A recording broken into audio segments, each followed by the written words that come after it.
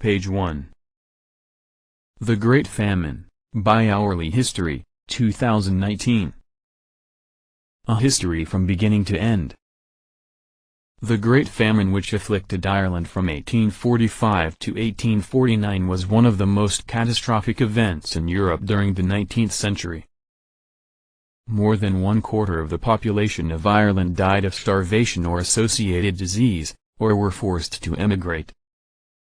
Ireland after the famine was a completely different country in many ways.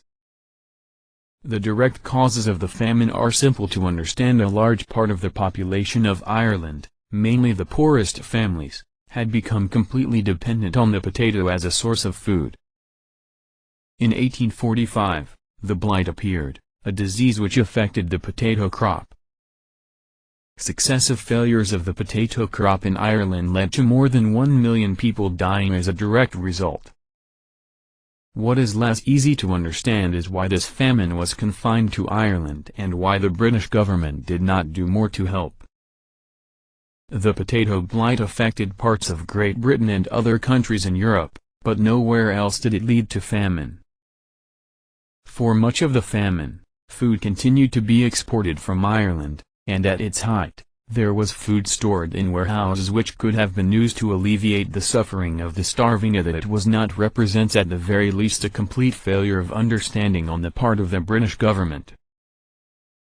The Great Famine left a legacy of distrust and animosity between large segments of the population of Ireland and Great Britain, and this in part led to the movements which finally produced Irish independence. The famine also left a deep impression on the psyche of the people of era, and even today, Ireland remains at the forefront of international famine relief. This is the story of the Irish potato famine. 0.0 Introduction. By the middle of the 19th century, Victorian Britain was the most powerful and affluent country in the world. Its only serious rival, Napoleonic France, had been defeated at Waterloo in 1815. The British Royal Navy was unchallenged on the high seas and maintained trade routes between Britain and its empire which stretched across the globe. The Industrial Revolution had brought wealth to some while changing the way that the majority lived and worked. However, while some people lived a life of comfort and ease, Victorian Britain was also a place of gross inequality. Only around 1 in 5 men had the vote, and women would not secure voting rights until the following century. Poverty was endemic in some British cities, and industrialization brought hardship with high levels of infant mortality and no legal protection for workers. Those who protested or tried to form trade unions were often brutally suppressed.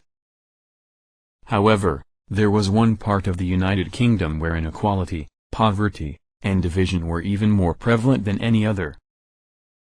At the time Queen Victoria came to the throne, 1/3 of the British population lived in Ireland, a place even more split by sectarian, political, and social division than the mainland.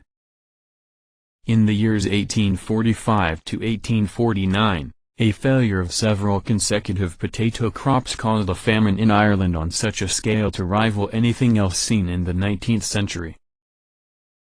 More than 10% of the population of Ireland died as a direct result of what became known as the Great Famine. More than 20% of the survivors decided to leave their country permanently. By the end of the Victorian era, the population of Ireland was around half of what it had previously been. How could this be? How could more than 1 million people be left to starve to death in a modern, industrialized, affluent country?